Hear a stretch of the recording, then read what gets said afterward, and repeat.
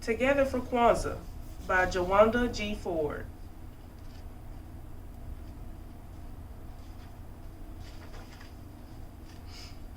It was the first day of Kwanzaa, and Kayla was sad. Her big brother, Kari, could not come home for the holidays because a heavy snowstorm had closed all the roads around his school. Kayla always missed Kari while he was away, but this was worse than ever. Now they would have to start Kwanzaa without him. Kwanzaa was Kayla's favorite time of the year. She loved celebrating her African heritage and doing special things with her family. But how could she enjoy Kwanzaa this year if Kari was not a part of it?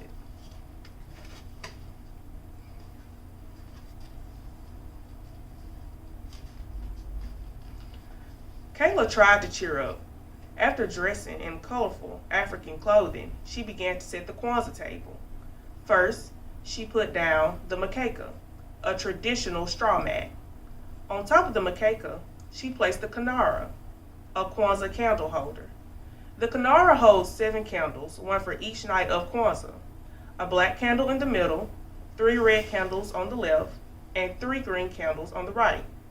The colors stand for different things. Black for the African American people, red for their struggles, and green for hope and a good future. Each night of Kwanzaa, families light candles and celebrate one of the 7 Kwanzaa principles, which are ideas that help people to be strong. The principles help to guide them through Kwanzaa, but are practiced all year long. There is a different principle for each day of Kwanzaa. Each year, Kayla and Kari would share the Kwanzaa greeting. Habari gani, Kari would say. The greeting is from Swahili language. It means, what is happening today? Kayla would answer with the Kwanzaa principle for that day. Many Swahili words are used during Kwanzaa. Kayla sighed. It just wouldn't be the same without Kari there tonight.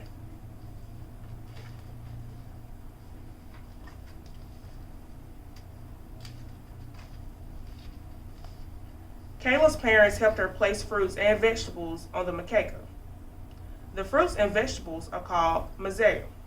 They represent the harvest and the importance of working together. Here's the corn, said Kayla.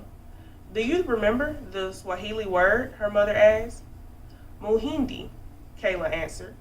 The muhindi represents the children in the family. She put 2 ears of corn next to the other Kwanzaa symbols, one for her and one for Kari. When the table was ready, Kayla's mother helped her light the black candle.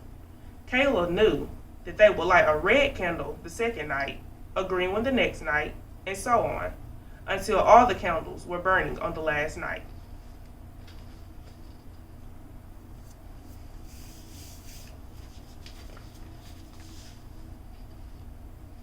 Since Kari was not there, Kayla's father greeted her. Habari gani, he said. Kayla answered with the first principle of Kwanzaa. Umoja, she said. Umoja means unity. Kayla's father poured a few drops of water from the kikombe cha umaju, or unity cup, to remember and honor their ancestors. At Kwanzaa, everyone drinks from the unity cup to celebrate family and community unity. Kayla and her family practice unity all year by spending time together as a family. Kayla especially loved family movie night. They would rent movies and eat pizza and popcorn all night long. Thinking about movie night made Kayla miss Kari even more.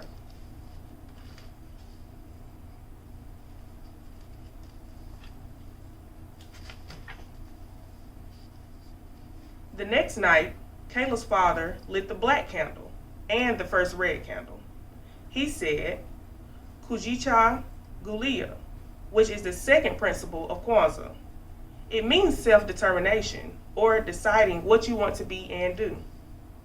Kayla decided that she wanted to go to college, just like Kari, and study to become a scientist.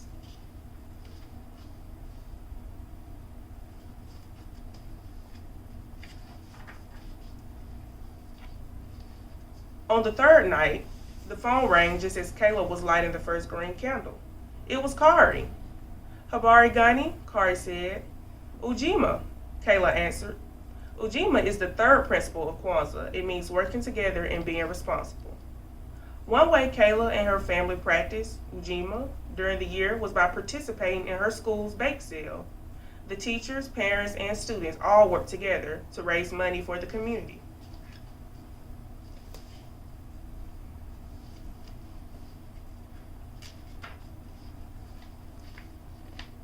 The black candle, one green candle, and two red candles were lit on the fourth night. Kayla was really happy tonight. The roads were cleared and Kari was on his way home. The principle for the fourth night of Kwanzaa is Ujama. Ujama means cooperative economics or supporting African American businesses. Kayla and her parents loved shopping in Tubman Square where African Americans sold handmade jewelry, hats, and clothes. The phone rang and Kayla ran to answer it. "Hi, Kari, are you almost home?" she asked. Kari explained that his car had broken down on the way. It would take a few days to fix. Kayla burst into tears. There were only 3 days of Kwanzaa left. Kari would miss everything. "Don't cry, sweetie," Kari said. "I'll see you real soon, I promise."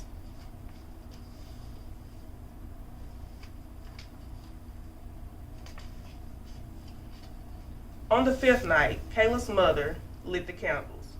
Today's principle was Nia, or purpose.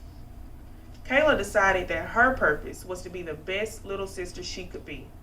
She made Kari a special Kwanzaa scrapbook, telling him all about how the family celebrated this year.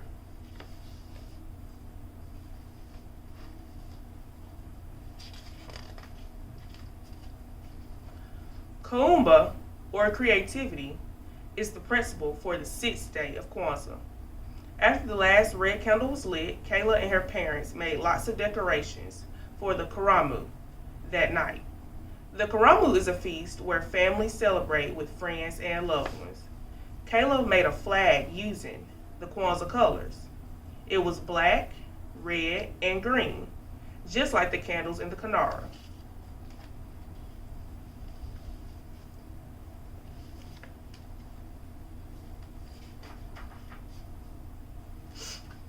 Soon, there was a knock at the door. Kayla ran to answer it. "Kari," she yelled as she opened the door wide.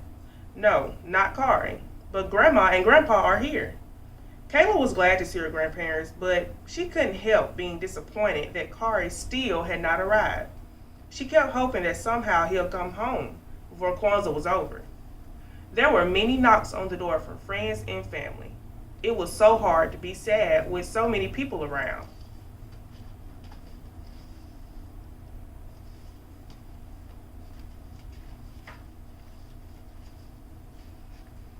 Everyone was enjoying the karamu. There was so much food, they had to have separate tables just for desserts. No one heard Kari at the front door, so he just walked right in. Kayla squealed with delight when she saw him. "You made it," Kayla said, smiling. "I took a taxi to a bus," he answered, "just to see you." Kayla hugged Kari as tight as she could.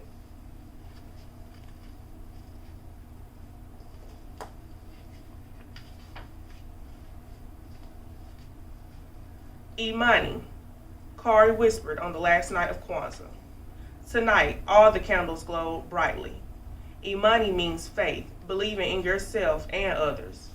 "I believe in our family," Kayla said as they opened their zawadi, or gifts.